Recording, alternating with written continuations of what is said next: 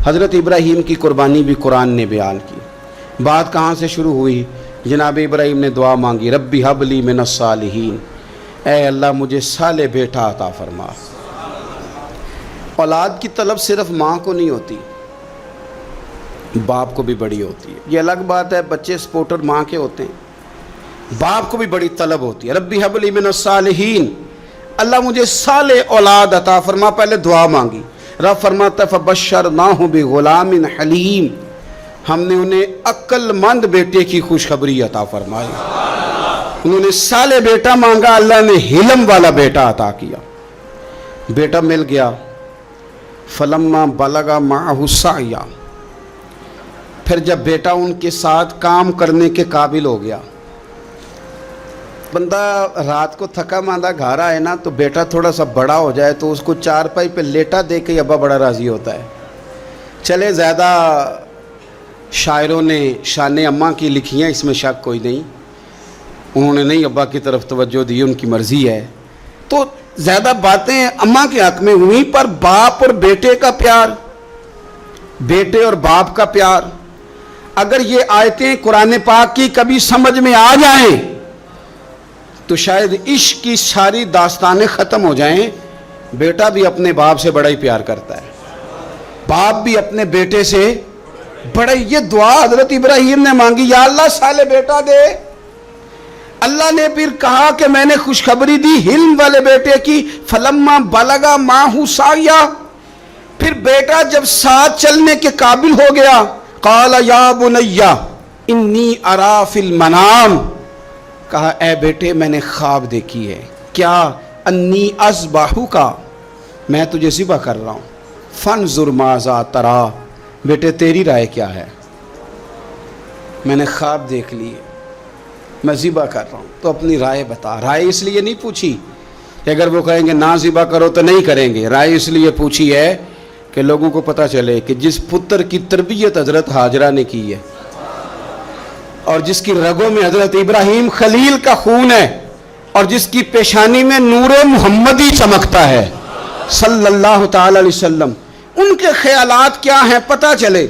और ये पूछा भी इसलिए ताकि लोगों को समझ आ जाए कि अगर हज़रत इब्राहीम ज़िबा करने को तैयार थे तो जनाब इस्माइल ज़िबा होने को तैयार।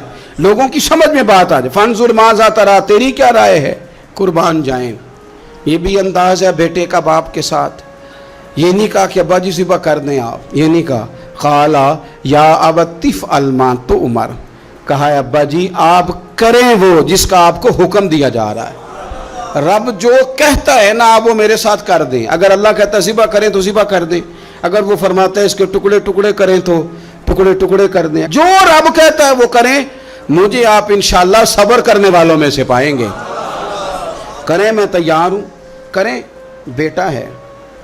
सालों के बाद जनाब इब्राहीम ने देखा है, अब वो इस उम्र को पहुंचा है कि वो काम करने के काबिल हुआ, साथ चलने के काबिल हुआ, हुक्म आ गया। देखो एक मुश्किल वो होती है कि तबलीग करनी है, काफिरों को रास्ते में मुश्किल आ गई। एक मुश्किल वो थी कि काफिरों से लड़ाई करनी थी तो रास्ते में मुश्किल है।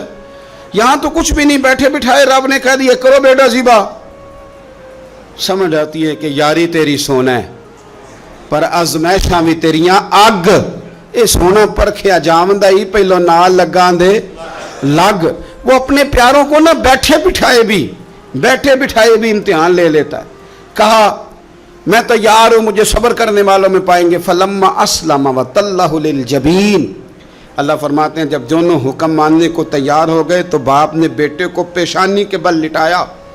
शैतान बड़ा सर पिटाया, दौड़ा, मैंने तो गुमराह करना था आदम की औलाद को, ये क्या बना। अल्लाह की रज़ा के लिए बेटा तक कुर्बान करने को तैयार हो गए। दौड़ के जनाब हाजरा के पास गया। पता है आज क्या होने लगा है? पता है जनाब खलील कहाँ ले गए हैं जनाब इस्माइल को? कहने लगी सैर व तफरीह के लिए गए हैं, यही हैं। कहने लगे नहीं, वो तो ज़िबा कर देंगे। जनाब हाजरा कहने लगी कभी बाप ने भी बेटे ज़िबा किए? का उनका गुमान है कि रब का हुक्म आया है। फरमाने लगी तुम मरदूद शैतान है, अल्लाह के नबी का गुमान नहीं होता, रब के नबी को वही आया करती है। दौड़ जा इधर से। अगर मेरे मालिक ने میری گود کا پالا مانگا ہے تو ایک اسماعیل ہے، کاش میری گود میں ہزاروں ہوتے، میں ایک ایک کر کے سارے اپنے رب کے نام پہ قربان کر دے۔ دوڑ کے آیا جناب اسماعیل علیہ السلام، پتہ ہے آپ کے والد کہاں لے جا رہے ہیں؟ فرمایا یہیں سیر کے لیے۔ کہنے لگے نہیں، ان کو تو خواب آئی ہے، رب کا حکم آیا ہے، وہ تو ذبح کر دیں گے۔ تو فرمایا ٹھیک ہے، میرے والد ذبح کریں گے تو میں ذبح ہو جاؤں گا، آپ نے میری بات کو سمجھنا ہے۔ پھر حضرت ابراہیم کے رستے میں آیا، کہنے لگا اے ابراہیم، حضرت جبریل تو آئے ہی نہیں، آپ کو تو حکم حضرت جبریل کے ذریعے آتا ہے، آپ خواب دیکھ کے بیٹا ذبح کریں گے؟ روڑے اٹھائے، کنکر اٹھائے، زور سے مارے، وہ دوسری جگہ آ گیا، پھر کنکر مارے، پھر تیسری جگہ آ گیا، پھر کنکر مارے۔ کیا دنیا میں یہ بھی انداز بھی ہے کہ روڑے ماریں تو عبادت کا ثواب ملے؟ آپ میری بات کو سمجھنا یار، روڑے مارو، روڑے کون مارے؟ حاجی صاحب مارے، ایک دفعہ مارے، کہا نہیں 3 دفعہ مارو، 3 دن مارو، آؤ روڑے مارو۔ یا اللہ، روڑے مارنا بھی عبادت ہے؟ پتھر مارے، کنکر مارے، فرمایا مارو نا، تمہیں پتہ نہیں نا کہ وہ ذائقہ کتنا ہے جب میرے خلیل نے میری خاطر روڑے مارے تھے، میری خاطر روڑے مارنا بھی عبادت قرار دے دیا۔ صحابہ نے پوچھا یا رسول اللہ، یہ جو ہم کنکر مارتے ہیں جمرات کو، اس کا بھی ثواب ہے؟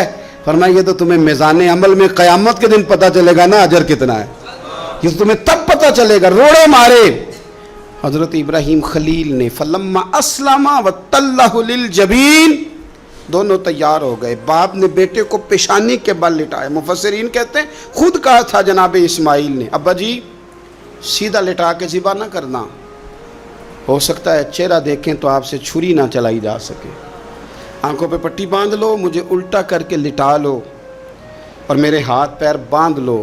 بیٹے وہ کیوں؟ کہا آپ والد ہی نہیں، پیغمبر بھی، پیغمبر بھی جد الانبیاء، ابو الانبیاء ابراہیم خلیل۔ ایسا نہ ہو کہ میں موت آتے وقت تڑپوں تو کچھ خون اڑے، تو میں اللہ کے نبی کی بے ادبی نہیں کرنا چاہتا، مجھے ذرا باندھ لے۔ باپ نے بیٹے کو باندھا، چھری پکڑ لی اور گردن پہ چلائی، فلما اسلم وتلہ للجبین۔ آپ کبھی مزہ تو لے ان آیتوں کا۔ دونوں تیار ہو گئے، باپ نے بیٹے کو گردن کے بل لٹا لیا، وَنَادَيْنَاهُ أَن يَا إِبْرَاهِيمُ، رب فرماتے ہیں ہم نے آواز دی اے ابراہیم۔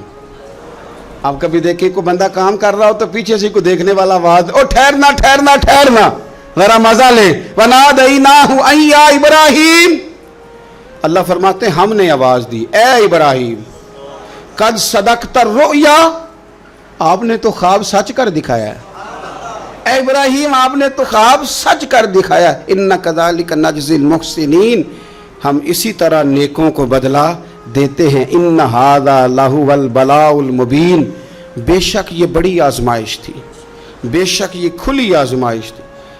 میں نے کہا تھا قرآن کی آیتوں کا بھی مزہ لیا کریں، یہ کھلی آزمائش تھی۔ جب آزمائش لینے والا کہتا ہے آزمائش کھلی تھی اور دینے والے نے سچ کر دکھائی، تو پھر حضرت ابراہیم کی شان دیکھی نا کتنی بلند ہے۔ لینے والا کہتا ہے آزمائش کھلی تھی، وَفَدَيْنَاهُ بِذِبْحٍ عَظِيمٍ، اور ہم نے انہیں بچا لیا فدیے میں عظیم ذبیحہ دے کر۔ اللہ نے نا پھر دمبا بھیجا جنت سے، حضرت ابراہیم نے چھری چلا دی تھی، روکی کوئی نہیں، چھری چلا دی، اور جب پوری طرح ذبح ہو گیا تو آنکھیں کھولی تو آپ نے دیکھا کہ نیچے دمبا ذبح ہوا پڑا ہے اور جناب اسماعیل دور کھڑے مسکرا رہے ہیں۔ تو حضرت ابراہیم کی زبان سے نکلا اللہ اکبر، اللہ اکبر۔ آپ کی بات سن کے جناب اسماعیل بھی پکارے اللہ اکبر، اللہ اکبر۔ یہ لفظ سنے تو حضرت جبریل بولے، کہنے لگے لا الہ الا اللہ واللہ اکبر۔ جب انہوں نے یہ کہا تو حضرت سیدنا ابراہیم پھر بولے، کہنے لگے اللہ اکبر وللہ الحمد۔ اللہ کو یہ لفظ بھی بڑے پیارے آئے۔ فرمایا پڑھو نا، 9 ذی الحج کی فجر سے لے کر 13 تک پڑھو نا ذرا سارے، اللہ اکبر اللہ اکبر، لا الہ الا اللہ واللہ اکبر، اللہ اکبر وللہ الحمد۔ فرمایا یہ پڑھتے رہو۔ انہوں نے پڑھے تھے مل کے تو مجھے بڑے پیارے لگے۔ فرمایا ہم نے انہیں بچا لیا ایک فدیہ، عظیم فدیہ دے کے، وَتَرَكْنَا عَلَيْهِ فِي الْآخِرِينَ، اور ہم نے ان کے ذکر کو چھوڑا ہے آنے والوں کے لیے۔ کیا لفظ ہے قرآن کے، قربان ہونے کو دل کرتا ہے. یہ بات بیان کر کے پتہ کیا فرمایا؟ رب نے فرمایا، رب نے فرمایا، خدا خود میر مجلس بود، رب کریم نے فرمایا. کیا فرمایا؟ فرمایا سلام علی ابراہیم. قربان جائیں، سلام علی ابراہیم. کیا بات کہاں ختم ہو رہی ہے، کہاں پہنچ رہی؟ کیا انداز؟ سلام علی ابراہیم، سلام علی ابراہیم. فرمایا سلام ہو ابراہیم پر، سلام ہو ابراہیم پر، سلام ہو. حضور فرمانے لگے غلاموں یاد رکھنا قربانی حضرت ابراہیم کا طریقہ ہے. یہ وہ طریقہ، کبھی بیٹے بھی کسی نے ذبح کیے ہیں، لے آئے میدانوں میں بیٹے ذبح کرنے، لے آئے. میرے نبی پاک سید عالم صلی اللہ علیہ وسلم نا شوق کرتے قربانی کا. بڑی پیاری چیز کوئی ہو نا تو بندہ کہتا ہے بڑی پیاری، بڑی لاڈلی، کہتا بیٹے یہ چیز ہے تیری ذرا سنبھال لینا. بڑی قیمتی چیز ہو تو بندہ بیٹے بیٹیوں کہتا ہے آؤ نا تمہیں دکھاؤں. رسول پاک علیہ السلام فرمانے لگے اپنی لاڈلی بیٹی سیدہ فاطمہ الزہرا کو، حضرت زہرا پاک رضی اللہ تعالیٰ عنہ سے کہا فاطمہ ادھر آؤ، اپنی قربانی کے پاس آ کے کھڑی ہو جاؤ، میں تمہارا جانور ذبح کرنے لگا. اس کے پاس آ کے کھڑی ہو جاؤ، میں ذبح کرنے لگا ہوں، پاس آ جاؤ. ہمارے ہاں نا کاکروچ دیکھ کے چیخ مارنا فیشن ہے، چھپکلی دیکھ کے ڈر جانا فیشن ہے. جوان آدمی کو چوہے سے ڈر آتا ہے. تو میں نے کہا میاں تو جہاد کیسے کرے گا؟ اوہو بکرا ذبح ہو رہا ہے، پیچھے ہٹ جاؤ پیچھے ہٹ جاؤ. کیوں جی؟ کہتے ہیں میں پڑھا لکھا جو ہوں، میرے وہ پیسے جو ہیں. کیا بات کرتے ہیں آپ؟ دنیا میں سب سے نازک اور لطیف جسم میرے رسول پاک کا ہے، اور حضور اپنے دست مبارک سے جانور ذبح کرتے تھے. سب سے زیادہ نرم دل اللہ نے حضور کو دیا ہے، لیکن حضور نے 63 اونٹ حج کے موقع پر اپنے دست مبارک سے ذبح فرمائے. یہ کیا بات ہوئی؟ کس طرف چل گئی قوم؟ ایک آدمی کو نبی پاک صلی اللہ علیہ وسلم نے دیکھا تو اس نے ایک پیر بکری کی گردن پہ رکھا ہے اور اپنے ہاتھوں کے ساتھ نا چھری تیز کر رہا ہے. حکمت سے بھرا جملہ میرے نبی پاک کا. حضور فرمانے لگے تم اسے 2 موتیں دینا چاہتے ہو؟